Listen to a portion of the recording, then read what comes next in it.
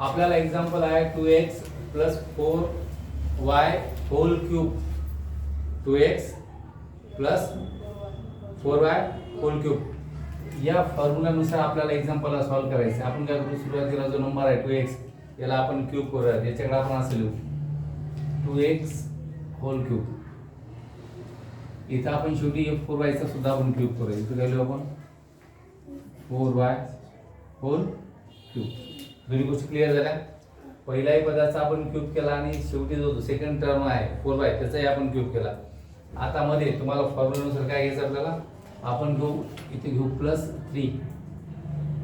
पहिलं टर्म जे असेल ते कुठले असो त्याला आपण ब्रॅकेटमध्ये टाकू 2x. दुसरं टर्म कुठले असो त्याला आपण ब्रॅकेट करू 4y. इथे आपण प्लसचं साईन देऊया. इथे परत एक जाते 3. पहिलं टर्म 2x याला आपण ब्रॅकेट करू. सेकंड वाला 4y याला आपण ब्रॅकेट करू. ओके. एक महत्त्वाची गोष्ट राहिली ती म्हणजे आपण काय करणार, इथे पहिल्या टर्मचा आपण स्क्वेअर करतो त्यामुळे होल स्क्वेअर याचा एक ब्रॅकेटचा घेऊ. इथं आपण सेकंड ब्रॅकेटचा आपण स्क्वेअर करतो. हे घेऊ. पहिली स्टेप क्लिअर, काय हार्ड नाही याच्यामध्ये.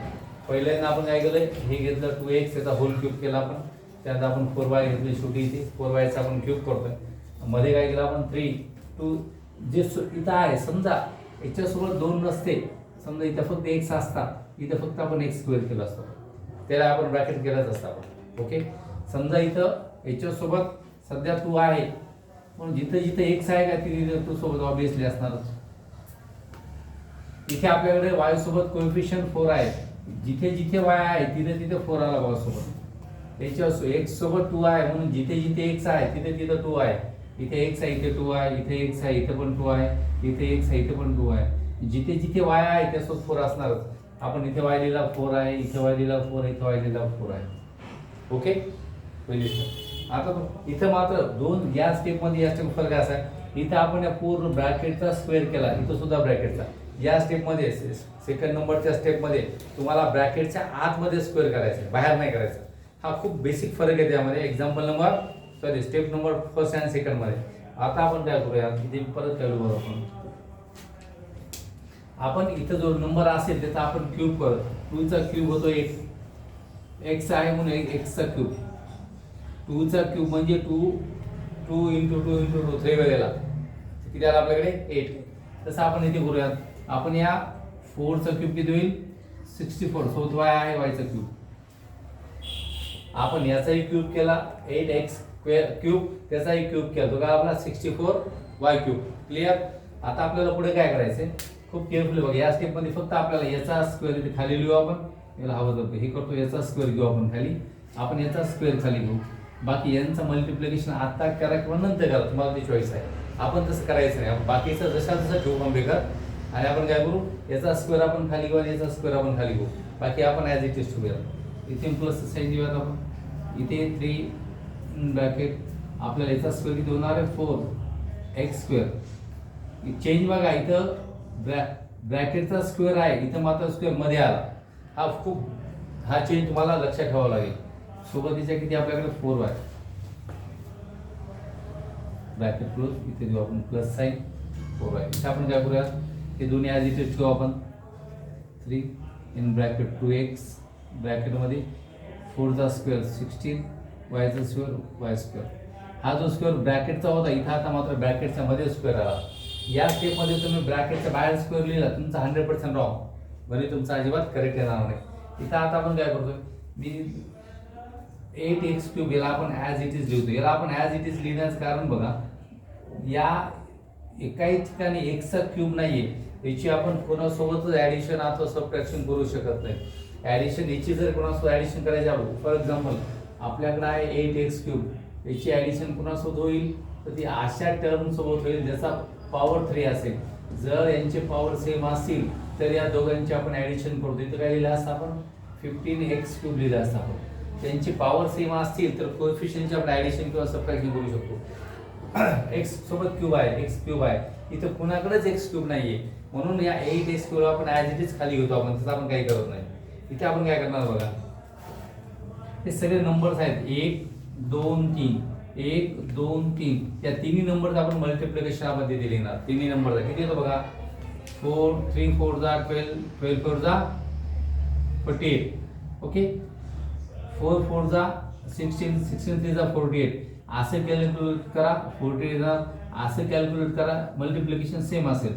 48 त्याच्यासोबत व्हेरिएबल काय असेल, इथे एक्स स्क्वेअर आहे, इथे वाय आहे, इथे येणार आहे एक्स स्क्वेअर वाय प्लस इथे जे आलं इथे इथं येताना टर्म आहे तर वाय एक्स येणार सोबत वायचा स्क्वेअर इथं असेल. इथं मात्र एक्सचा स्क्वेअर वाय, इथं मात्र एक्स वायचा स्क्वेअर. इथं आता आपण काय घेऊयात बघा. 3 2 जा 6, 3 2 जा 6, 6 16 जा 96,